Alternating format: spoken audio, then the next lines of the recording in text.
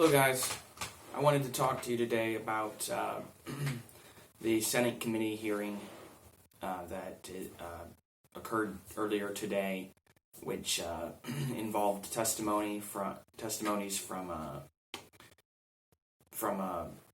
Twitter's CEO Jack Dorsey, Facebook's Mark Zuckerberg, and Google's Sundar Pichai, Google's CEO.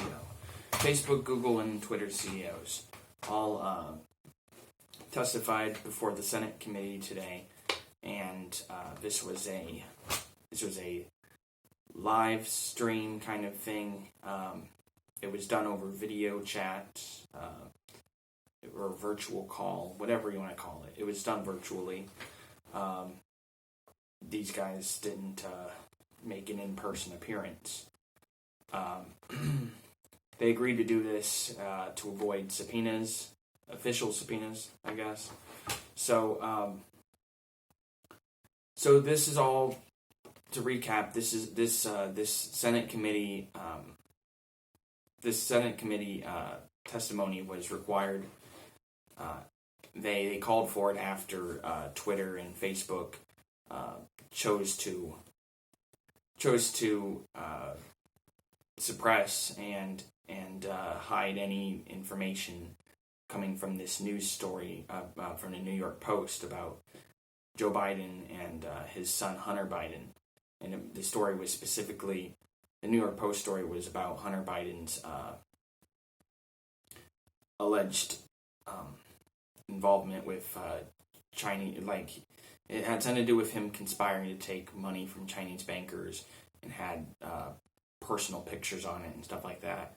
And the Twitter and Facebook chose to do to take steps to suppress that information, and it spread by banning its ability to be shared by link. And Twitter went as far as to ban the link being shared through direct message. So the Senate committee, which is Republican leaning, a Republican majority Senate, they must, and many people, myself included, see this as an attack against a conservative perspective and these tech companies choosing to help Joe Biden and prevent this story from being spread. It seems like they were covering for Biden. These tech companies have often been targeting. There's been a lot of complaints about them targeting conservative leaning outlets and trying to suppress conservative ideas more so than liberal. So the main topic of discussion during this Senate committee meeting was the Section 230 of the Communication Decency Act of 1996, otherwise known as protection for private blocking and screening of offensive material or internet speech. This Section 230 became it was publicized and got exposure earlier back in May when the president signed an executive order to repeal Section 230. He signed an executive order. I guess it didn't work out because earlier in October, Trump, our president, he tweeted or something. He called for a repeal again after Facebook removed his post. Apparently, Trump made some post comparing the coronavirus to the flu, and Facebook took it upon themselves to remove his post. And I, for one, this is extreme. This is wrong. I find it extremely offensive that a social media company finds it in their power and appropriate for them to censor the president in any form on any platform. If you're a social media company, and the president of the United States, the leader of the free world, elected by 60 million people, chooses to it doesn't matter what he says. It doesn't. I mean, even if it's blatant lies, complete falsitudes, conspiracy theories, they shouldn't be removing things like that, regardless of who. If people who believe in free speech, companies and organizations who believe in free speech shouldn't be doing that anyway, because if they believe in free speech and they're not personally a publisher, but there's something extra wrong about it being the president of the United States. That the audacity, the arrogance that you can suppress what the president is saying. And I don't care if the president is Donald Trump or Barack Obama or whoever. It doesn't matter what your political leanings are. That person is not Trump. He's Mr. President. He is the president, and it doesn't matter if it doesn't really matter what he's saying. If the people find his statement so offensive and so dangerous, they can choose not to elect him a second time. They can choose to cast their votes elsewhere. They can vote Democrat if his tweets or his posts are that offensive. So yeah, there's something really wrong about the idea that Twitter is putting captions around the president's tweets before you can actually look at them. I'm not a Twitter guy. I don't know exactly how it works on Twitter, but I understand the premise of it. And Twitter censoring the president in that regard, and then Facebook outright removes the president's post. There's something really wrong about that. And but anyway, so Section 230 is still in play. It still works, and the idea behind it, I guess. The best way to explain it is, so let's say you're a publisher. Let's say you publish a book. The best way to describe it is, so if you're a publisher, you have a legal obligation to make sure that whatever you say in that book is not outright lies and slander, or you might be face legal legal trouble. You might face a lawsuit if you as a publisher if you don't redact parts that are blatant falsehoods and lies and slander and or hate speech or whatever. Like if it gets to that point, a publisher has that responsibility. But Facebook and Twitter, these social media platforms are not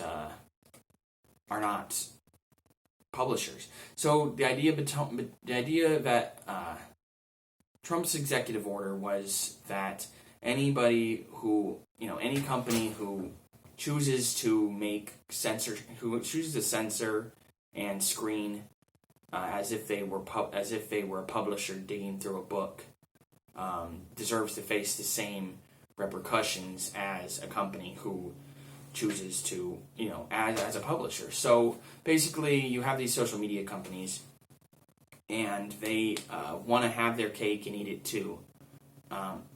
And what I mean by that is that they want to have the privilege, they want to have the publisher's privilege of being able to remove content and information from any source that they find offensive or wrong or lies or whatever.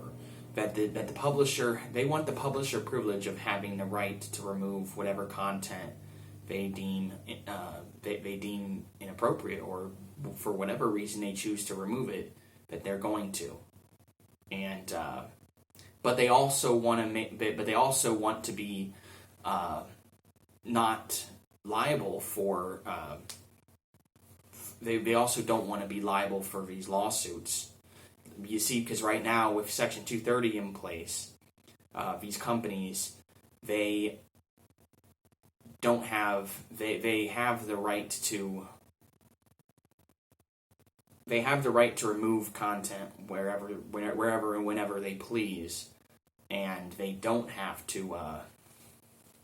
But they also don't face legal repercussions if they kept it. They want to be free of these legal repercussions, but they don't want to give up their rights, because the idea again of Section 230 is protection of private blocking and screening of offensive material.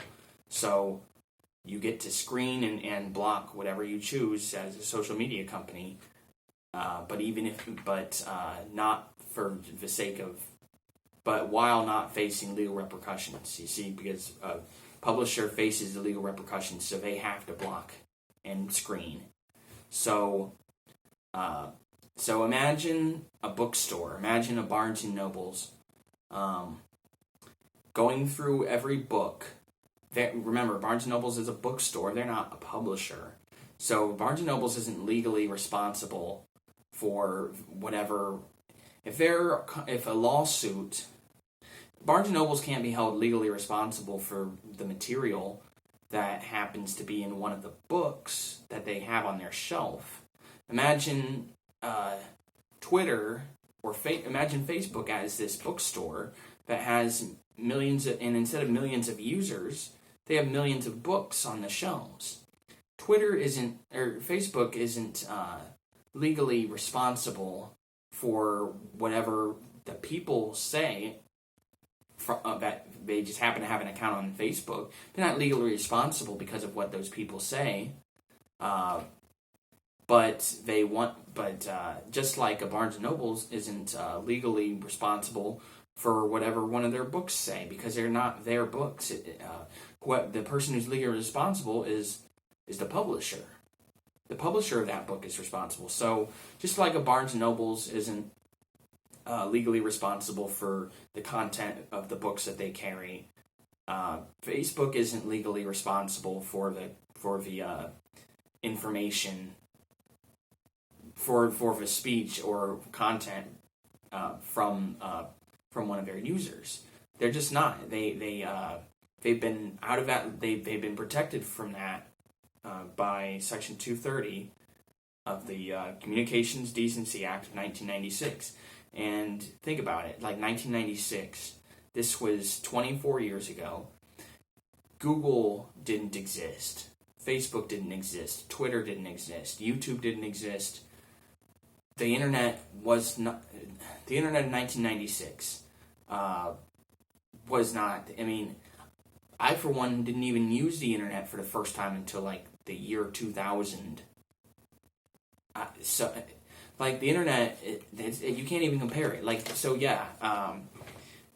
internet has changed dramatically, and but they all three CEOs, so they all agreed that the companies should be held liable if they choose to act like a publisher.